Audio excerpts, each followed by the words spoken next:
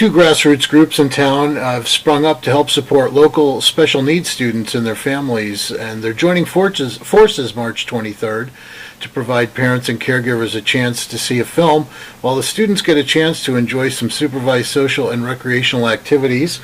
I'm pleased to have here on our BTV Suzanne Lang and Linda Jones, who are each going to talk about the organizations that they first found before they discovered that each other was on a parallel path with a lot of overlap in terms of the communities that they were serving.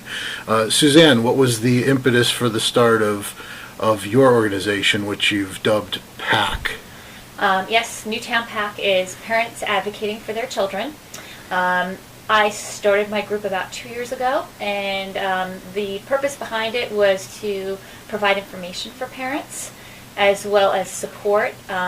Being a parent of a child with any sort of a disability can be very isolating, can feel you don't know where to turn, get information. So I thought it would be helpful for parents to have other parents to speak to and a place to get really current information on different disabilities and what's out there for their children. And your ideas for another type of group to support parents were kind of gelling right around the same time, right, Linda? Yes, it was. And I started Families United in Newtown a couple years ago by going to our National Honor Society kids and asking them to be a part of a program to support watching the kids when parents of disabled kids came together to get a break from their life, because one thing we found with having a special needs child that my husband and I weren't able to get out and have time together, and this would allow families in town to be able to do that. And Families United in Newtown was formed by the group at the high school coming up with the logo and the name, and then coming together to implement fun. And in your case, Linda, while you were the facilitator, it really was the kids in the Honor Society here at Newtown High School that really, excuse the pun, but picked up the ball and ran with it. They did. I went to them after my son unexpectedly passed away and asked them if they would like to do this group, and they really joined forces together and were able to implement so much of it. I had started about 5 years coming up with the plan. I wanted a recreation program where kids could come and be physically active, because that was what my son loved to do. We'd go around to local gyms and facilities and get a lot of physical activity to help with his behaviors. So I wanted to provide that for other families. And by having the honor students involved, it gets them an opportunity to be able to sit for the kids and understand what it's like to have disabled children. And they've been absolutely terrific kids to implement the program with me. Now, Suzanne, when the two of you met just a couple of months ago, it almost seemed like you were each the two separate wheels on the bicycle that together made both of your missions a little bit smoother, and it's kind of bearing out on this first collaborative activity. Tell us about your movie night that's coming up on March 23rd. Sure. We're hosting a screening along with the Newtown Special Education Advisory Board of Race to Nowhere.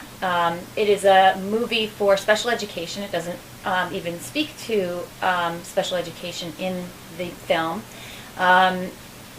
But we felt that it was something that would really bring the community together and was very important for education and for parents and students to see, as well as educators. And when we were talking about putting hosting a screening for the film, we thought that it would be a really nice idea to have Linda also have a meeting at the same time, so parents would be free to come if they would like to and see the movie while their children are being taken care of. Excellent. So advance tickets are still available while supplies last for $10 or are $15 at the door. It's happening at Newtown High School on March 23rd, and people can start gathering. The screening begins at 6:30 the doors will open, and 7 o'clock the screening will start. We're going to have a panel of speakers afterwards. The show runs for about an hour and 25 minutes, and then we're hoping to have until 9 the panel of speakers to answer questions. Now, Linda, do you foresee this being the first of other opportunities where the two groups can collaborate and you can also provide this incredible experience to the Honor Society kids that you've told me previously you'd like to see carried forward and possibly integrated in high school honor societies, perhaps even nationwide? Absolutely, and by joining forces, we can provide it to more families. And everybody's so busy that Suzanne and I've talked about that. People have a lot of commitments. By doing it together, we hopefully can give more people the opportunity to come. And sometimes the ability to have sitters for your kids is difficult, so we provide that. So for this meeting on March 23rd, it is for the fun group, but it's also for typical kids if families need sitting for them as well, as long as they contact me so we know we have enough of the Honor Society kids to watch the kids. Now, Linda, are you still looking for students and other volunteers, whether they're working in the caregiving realm or in the partnership realm for your organization? Are you still looking to gather additional members of the community to be part of your group?